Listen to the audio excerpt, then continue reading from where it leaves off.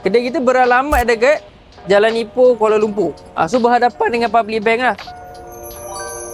Nak tengok barang apa lagi kita jual, jom ikut saya. Kita ada brand Kestrel, Petronas, minyak hitam motor pun ada, brand Shell, minyak hitam kereta, dan juga kita ada minyak Gia guys brand Toyota dan juga ZF. So dekat sini macam-macam lagi ada.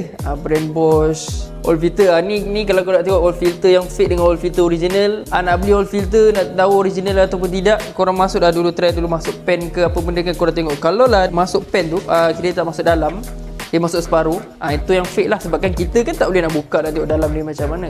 So korang nak test dia guna pen aja, ataupun guna apa-apa barang lah untuk korang nak check sama ada dia masuk ke dalam ataupun tidak.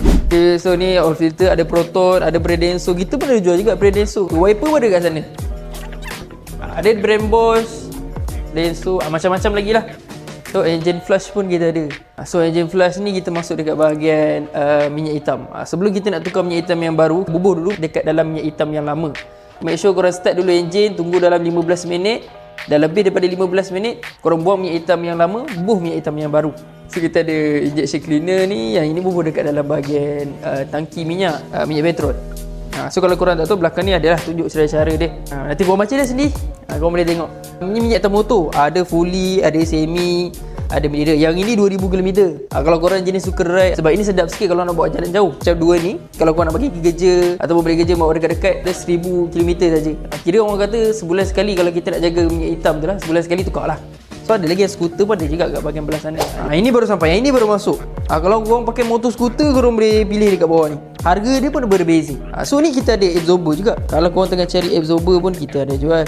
Bawa kereta rasa bergegar ke, walaupun jalan tak berata, bergegar teruk, tukarlah absorber. Boleh tengok dekat bawah ni. Inilah.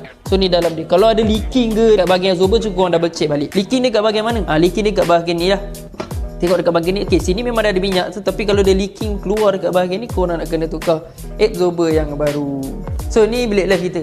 So kalau korang nak beli dekat dalam live, kita live Shopee dengan TikTok. So kita ada live Shopee dengan TikTok lah. So ni bilik live ada dua. So ada bilik live ada dua lah. Mungkin yang sana belah sana bahagian Shopee, yang ini bahagian TikTok.